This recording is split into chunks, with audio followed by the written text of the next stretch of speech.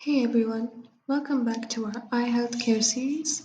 Today, we're going to explore the fascinating science behind what affects our vision. Understanding these factors can help us better protect our eyes. So let's dive right in.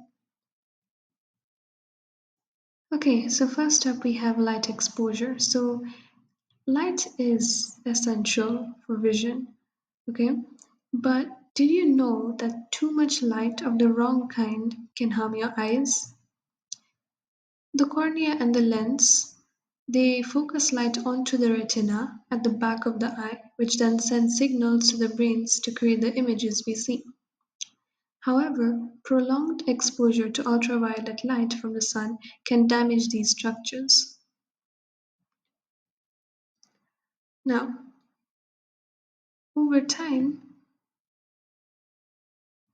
the UV light can lead to conditions like cataracts, where the lens becomes cloudy, and also macular degeneration, which affects a central part of the retina that's responsible for sharp vision. So basically, you can see in a normal eye, the lens is clear and it allows light to pass through easily, which helps us to see sharp images. And in an eye with a cataract, the lens becomes cloudy and it blocks some of the light and causes blurry or dim vision. So, as mentioned before, this is the cataract anatomy. So, what you have to focus on over here is the cataractus lens. Now, this is the one that's cloudy and therefore it blocks the light, which can lead to impaired vision. And if this is left untreated, they can progressively worsen, which leads to further reduction in the clarity of vision. Now we have three types of cataracts, although I don't want to dive into too much detail for this, but there's cortical cataracts, nuclear cataracts, and posterior capsular cataracts. And then as you can see, we have macular degeneration. So when you look at the normal eye, all the structures are um, well arranged in terms of appearance and it's all functioning properly. But when you look at the diagram on the right, which shows the macular degeneration, you can see the subretinal hemorrhage, all right? So that's one key difference, as well as the atrophy that you can see.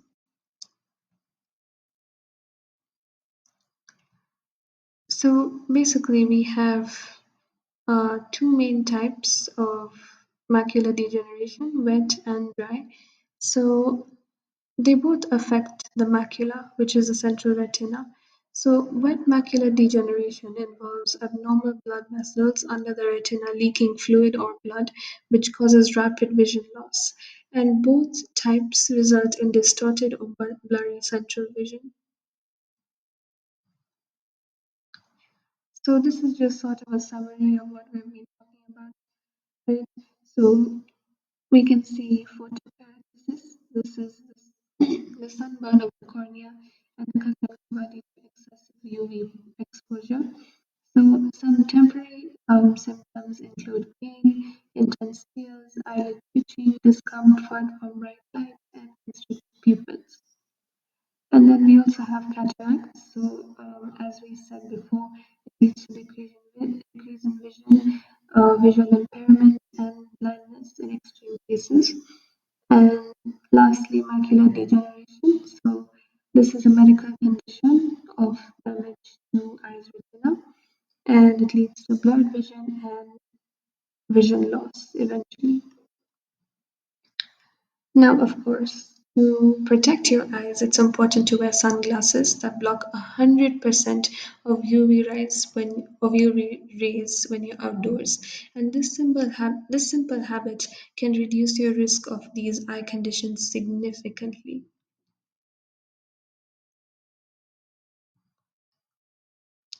Okay, now moving on to our second factor, which is screen time.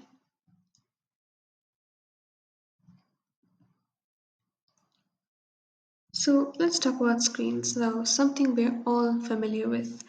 Digital devices emit blue light, which has a short wavelength and high energy. So if you know about the electromagnetic spectrum, you know that blue light, of course, all the different colors fall under the visible light section of the electromagnetic spectrum, and blue light specifically has a short wavelength compared to red light, because remember, the electromagnetic spectrum, it goes in order of decreasing wavelengths, so therefore blue light has a very short, not very short, but relatively short wavelength compared to the other colors.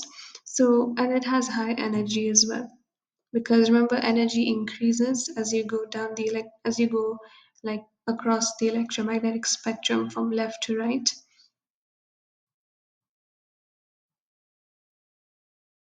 And unlike other types of light, blue light penetrates all the way to the retina and the light sensitive tissue at the back of the eye.